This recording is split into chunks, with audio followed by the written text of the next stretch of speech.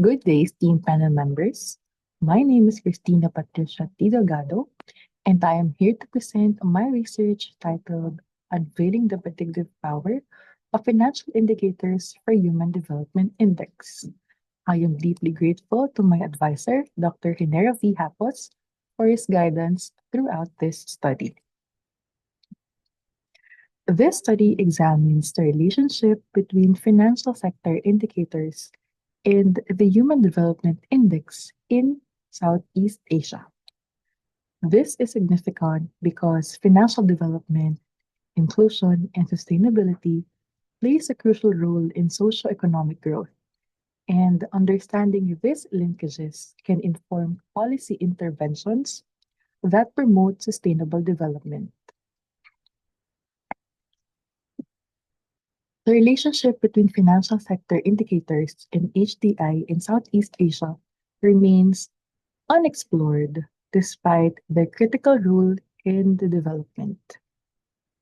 My study seeks to address this gap by investigating how financial sector indicators can predict HDI, providing policymakers with insights to design strategies that promote sustainable economic growth and human development.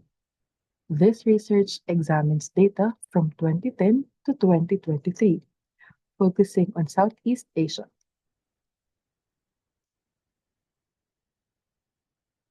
The conceptual framework. This framework illustrates how financial sector indicators categorized in development, inclusion, and sustainability relates to HDI components such as education, health, and income. These linkages form the basis for the study's hypothesis and analysis.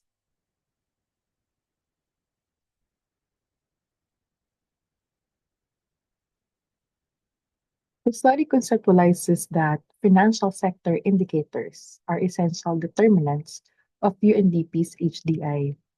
The indicators were sourced from the World Bank, such as ATMs, commercial bank branches, personal remittances, bank capital to assets ratio, bank non-performing loans to gross loans, inflation, consumer prices, official exchange rate, real interest rates, total reserves, broad money, and broad money growth, deposit interest rate, foreign direct investment, net inflows, international migrant stock, and net migration can affect human development. The conceptual framework will also take into account how closely related financial sector indicators are. The paradigm acknowledges how a change in one, like inflation, may affect others, like interest rates and money growth, rather than just studying them separately. It will be investigated using a multivariate approach to show the interaction of the financial indicators on the HDI. This method will show which indicators go together to affect a nation's HDI. Finally, the anticipated result of the study is that all financial indicators have a positive interrelation with HDI. Thus, a country with higher financial indicators also has higher levels of human development, suggesting that each financial index is essential for economic growth. For this study, I employed a quantitative research design. The data underwent rigorous validation, including consultations with subject matter experts such as members of academia and a former Central Bank of the Philippines official. For the data collection process, the data for financial sector indicators was sourced from the World Bank, while HDI data came from the UNDP, covering the years from 2010 to 2023. The collection process involved identifying variables and countries that met the study's criteria, ensuring a reliable and consistent dataset. For the data analysis, to analyze the relationship between financial sector indicators and I employed Pearson correlation and multiple regression analysis performed using SPSS software. These methods were selected for their robustness in identifying statistical relationships and predictive power. Now for the statement of the problem, findings, and conclusion. The study highlights the predictive capacity of financial sector indicators on HDI in Southeast Asia. First, the study finds the answer to what is the strength and direction of the statistically significant positive relationship between the financial indicators: ATMs, commercial bank branches, personal remittances, bank capital to assets ratio, bank non-performing loans to total gross loans, inflation, consumer prices, official exchange rate, real interest rates, total reserves, borrowed money growth, deposit interest rate, foreign direct investment, net inflows, international migrant stock, and net migration, and the HDI across the countries in Southeast Asia continent to be studied using the Pearson correlation analysis. It was found that the key financial variables in HDI have a statistically significant positive link. As an illustration of their impact on the income, health, and education, market capitalization and broad money growth showed a substantial correlation with HDI. Second,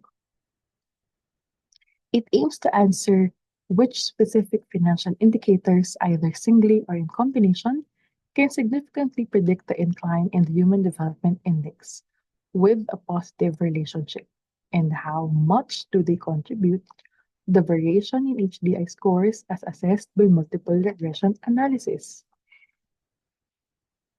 It was found that the most potent predictor was market capitalization, highlighting the contribution of financial markets to socioeconomic advancement. Better HDI results are directly correlated with financial development and inclusion, as evidenced by the significant predictive power of indicators like broad money growth and the Depth of Credit Information Index. On the other hand, metrics such as total reserves and real interest rates had little to no effect, indicating a secondary function for them in human growth. Third is to assess and identify specific policies or interventions that have led to improvements in financial indicators and evaluate their direct impact on the HDI, contributing to a deeper understanding of the policy practice nexus in the context of development.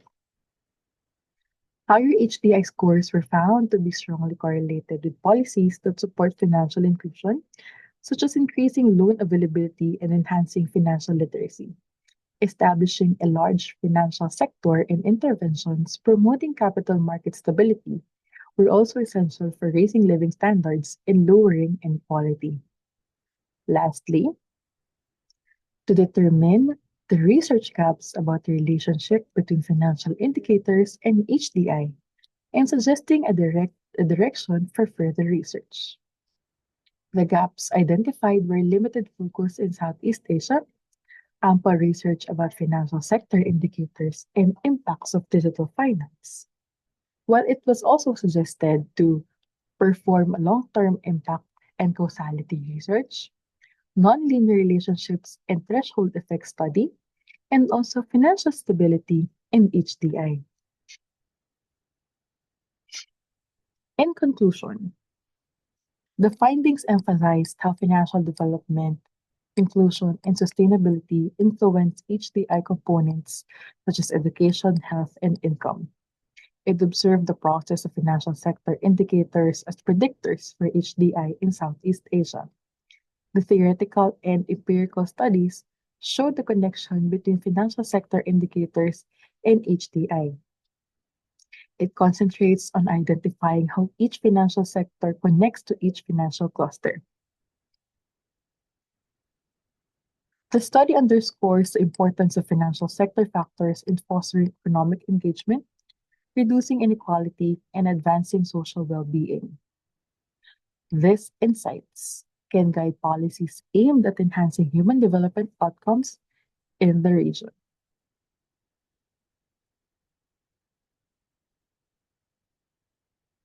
The recommendations of the study.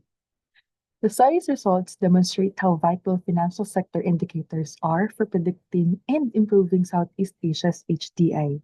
The findings lead to the following suggestions for financial institutions, development professionals, and policymakers.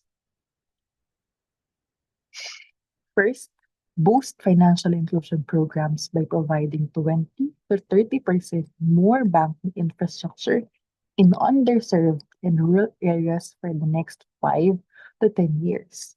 They must also leverage digital banking technology by ensuring access to investment, credit, and savings possibilities, by promoting digital banking to unbanked people by providing them with extensive financial education to utilize the financial instruments efficiently. Second, intensifying the development of financial markets by attracting sustainable FDI to foster a more stable economic and political environment. Streamlining FDI process will also put the Philippines in a better position and aligning the nation to ASEAN process, making the Philippines a more appealing location for investments. Third, continuing to cultivate and strengthen financial sustainability by strengthening General Banking Law of 2000 through adapting financial and technological advancements in the financial industry by providing standard procedures for digital banking, cybersecurity, and data privacy to combat digital transaction menaces. Moreover, incorporating ESG principles into banking regulations, helping to attract more FDI to fuel financial sustainability. Fourth, a proposed Senate bill to enhance the connection between financial sector indicators and SDG 8. It aims to encourage economic growth, decent work, and financial inclusion via targeted policy actions, programs, and initiatives, and to strengthen the connection between the financial sector and Sustainable Development Goals or SDG 8. Finally, a proposed syllabus for advanced financial management course in the Polytechnic University of the Philippines, Open University, aligned to Harvard Business School standards. It aims to highlight the integration of theory and practice, incorporate global development goals into financial management courses, and emphasize on innovation, sustainability, and the moral financial leadership. That is it for my presentation. Thank you for your time and attention. I welcome your questions, feedbacks, and insights as I refine and finalize this study. Thank you.